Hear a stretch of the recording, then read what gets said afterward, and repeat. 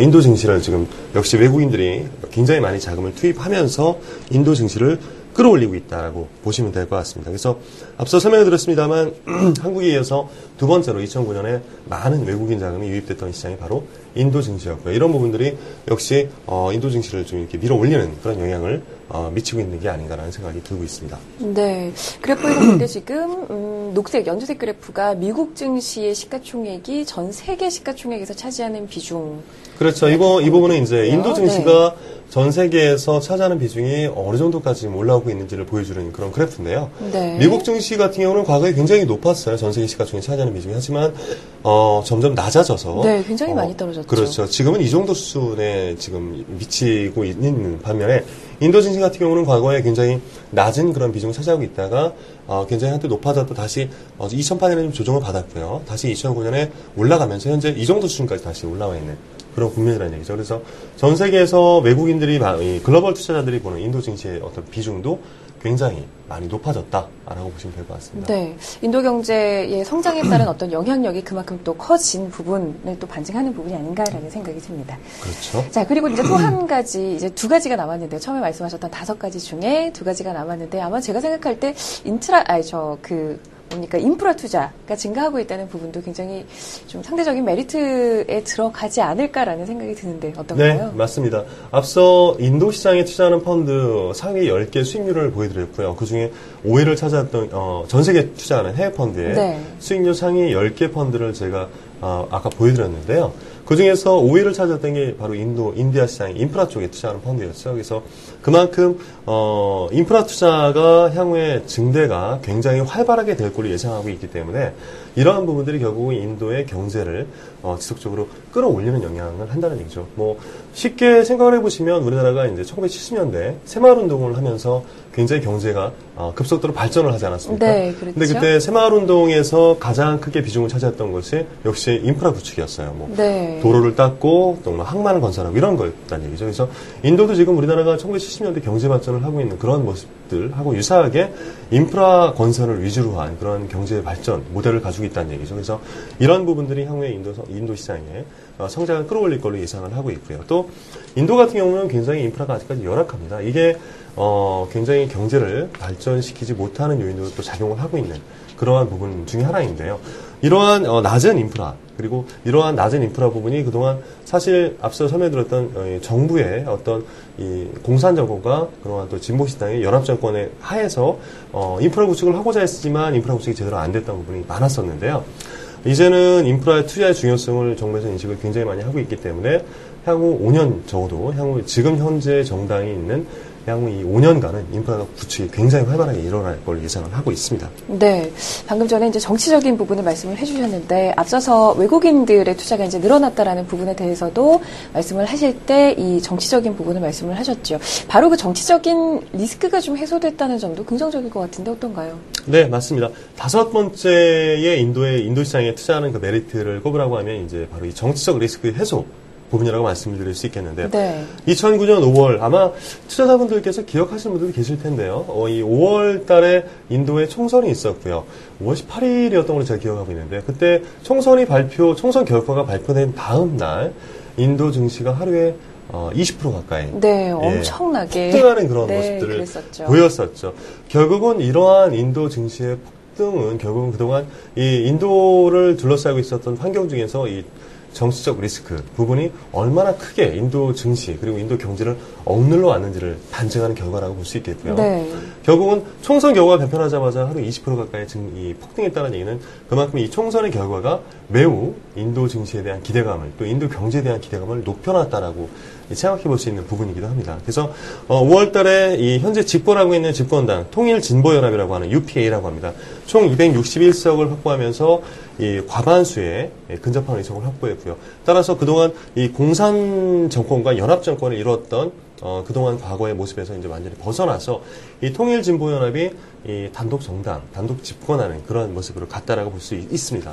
그러면서 지금 화면을 통해서 이제 우리 총선 결과를 보실 수 있고요. 네. 이 새로 집권한 이 통일진보연합에서 이 총선 결과가 발표되자마자 발표한 게 여러 가지 정책들이 있는데요. 그중에 대표적으로 3가지 의미를 담고 있다라고 저희가 판단되기 때문에 이 3가지 의미를 잠깐 설명을 드리면 정부에서 추진하겠다고 하는 발표한 정책. 첫 번째로는 외국인의 직접 투자를 굉장히 촉진시키겠다라는 부분이죠. 결국은 인도 시장도 아직까지 외국인들의 직접 투자가 굉장히 필요한 시장이기 때문에 외국인 직접 투자를 굉장히 촉진시키는 그런 굉장히 친시장적인 그리고 친개방적인 정책으로 가겠다라는 것을 첫 번째로 발표를 했고요. 네. 또 두 번째로는 이 인도의 통화인 루피화에 대한 그런 신뢰 확보를 통해서 정부의 재정을 안정시키겠다는 정책을 발표했습니다. 결국 지금 이따가도 잠시 후에도 말씀을 드리겠습니다만 인도 이 경제를 둘러싸고 있는 가장 안 좋은 부분들. 첫 번째가 정치적 리스크였고요. 두 번째가 인도 정부의 재정 적자가 굉장히 크다는 부분인데요. 이 부분을 차차 해소시켜 나가겠다는 정책을 또 발표를 했습니다. 그리고 세 번째, 이 외국인 투자자들의 인도 시장에 대한 신뢰 회복. 이것을 또 역시 세 번째 정책 목표로 내걸었습니다. 그래서 여러 가지 외국인 자금을 끌어들이는 그러한 정책들. 역시 친외국인 정책들 또는 굉장히 좀 시장을 개방하면서 신뢰를 확보하는 그런 정책을 펴겠다라는 이 정책을 발표를 했다는 얘기죠. 이런 부분들이 향후에 계속해서 이어지지 않을까라는 생각을 하고 있습니다. 네, 인도 시장에 대해서 기대를 걸어볼 수 있는 부분에 대해서 여러 가지 한 5가지 정도로 요약을 해주셔서 말씀을 해주셨는데 어떤 국가든지 또 어떤 시장이든지 양단점이 있지 않을까라는 생각이 듭니다. 무조건 이제 좋기만 한다면은 뭐 모든 사람들이 그 시장에 투자를 해서 수익을 낼 텐데. 인도 시장이 갖고 있는 취약점에 대해서도 설명을 해주셔야 되겠죠. 네, 맞습니다. 장단이 다 있는데요. 인도 시장 역시 앞서 처음에 말씀드렸듯이 변동성이 굉장히 높은 국가이고요. 또 이 변동성은 역시 인도 시장이 가지고 있는 장점과 단점이 작용을 할 때 변동성이 크게 높아질 수 있다고 생각이 듭니다. 그래서 네. 단점 두 가지 정도를 꼽을 수 있겠는데요. 앞서 잠깐 설명을 드렸습니다만 첫 번째가 이 인도 정부의 고질적인 재정 적자입니다. 그래서 인도는 지금 전 세계에서 이 GDP 대비해서 이 재정 적자 폭이 약 대략 한 10%를 넘는 그런 굉장히 높은 그러한 그 재정 적자를 가지고 있는 국가입니다. 이게 인도 경제를 그동안 좀 억눌러온 그런 부분 중에 하나라고도 말씀을 드릴 수 있겠는데요.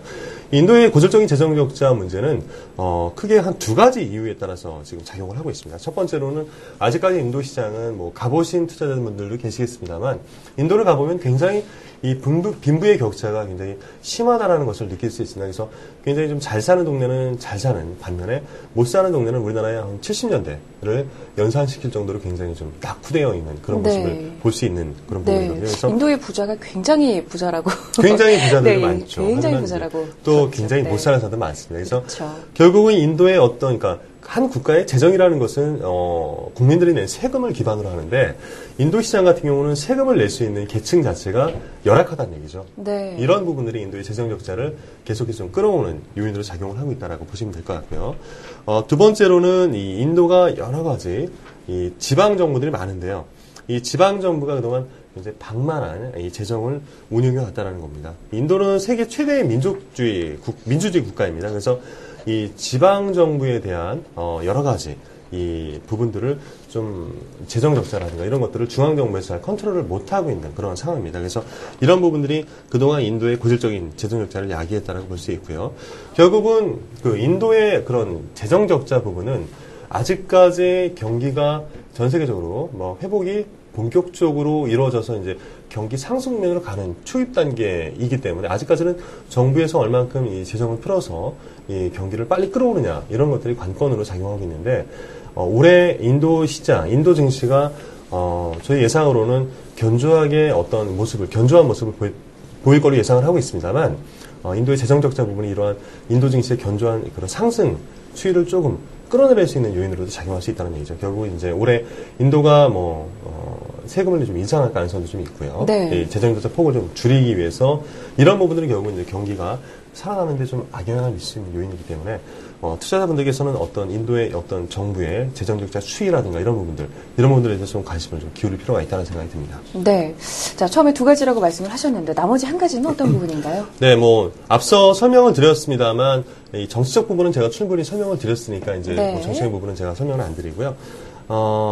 인도 시장은 앞서 인프라가 굉장히 좀 활발하게 앞으로 발전을 할 거다라고 얘기했는데 이 부분이 또 단점으로 작용하고 있다는 말씀을 앞서 드렸었죠. 그래서 아직까지 인도의 굉장히 이 낙후된 인프라 구조, 이 낙후된 인프라 구조는 결국은 인도 시장의 제조 산업이 경쟁력을 떨어뜨리는 그런데 굉장히 좀 큰 영향을 미쳐왔습니다. 그래서 인도 같은 경우는 이 IT 산업이라든가 또는 서비스 산업 이런 부분들은 굉장히 발전을 한 반면에 이 제조산업 부분은 굉장히 아직까지 좀 굉장히 낙후되어 있다고 볼 수 있습니다. 취약한 제조산업 이런 부분들 결국은 이 어느 나라든지 경제를 이끌어가는 가장 중요한 산업 구조는 이 제조업이 될 수밖에 없거든요. 네. 근데 인도는 지금 뭐 낙후된 인프라라든가 이런 부분들이 작용을 해서 역시 취약한 제조산업 구조를 가지고 있기 때문에 이런 부분들이 인도의 경제를 막 상승시키고 이런 부분에 있어서 좀 제약 요인으로 작용할 수 있는 부분으로 작용할 수 있다는 부분이죠. 그래서 네. 이런 부분들에 대해서는 좀 우리가 투자자분들께서 좀 투자하실 때 유의를 하셔야 될 부분이다라고 생각을 하고 있고요. 물론 이제 앞으로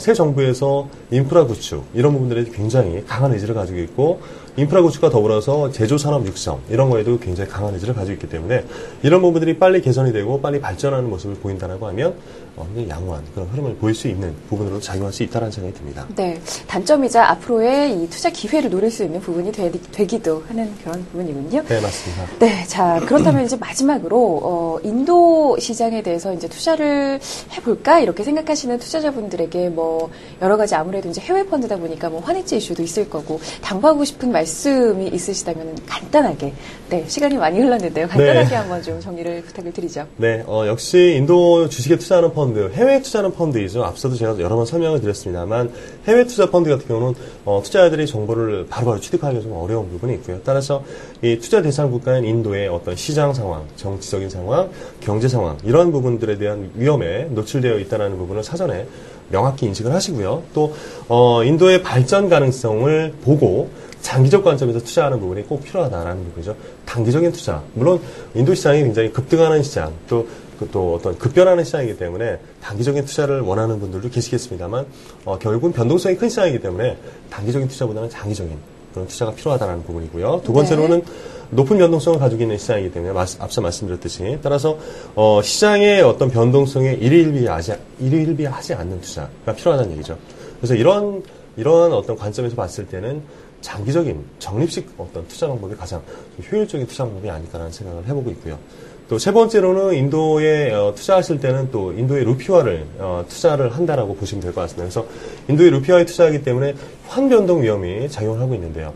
인도의 루피화 같은 경우는 글로벌 통화가 아니기 때문에 환해지 비용이 굉장히 높습니다. 네. 그래서 지금 업계에 나와 있는 대부분의 인도 주식에 투자하는 펀드 같은 경우는 환해지를 하지 않는다라는 부분이죠. 이 부분에 꼭 유념을 하셔야 될 것 같고요. 따라서 환해지를 하지 않기 때문에 환변동 위험에 노출이 되어 있다라는 부분이죠. 물론 인도 시장이 발전하는 국가이고요. 이머징 시장의 대표적인 주자이기 때문에 인도의 통화인 루피화 역시 향후에 좀 성장하는 그런 이 가치가 올라가는 그런 부분으로 가능성이 좀 높다라고 생각을 합니다. 따라서 환이 오픈되어 있어도 투자하는 투자자들이 나중에 환율 변동에 의해서 이익을 볼 가능성이 다소 좀 높지 않나라는 생각을 하고 있는데 어쨌든 이 환이 오픈되어 있다는 부분은 굉장히 좀 리스크 요인 중에 하나다라고 생각하시면 될 것 같습니다. 네, 그렇군요.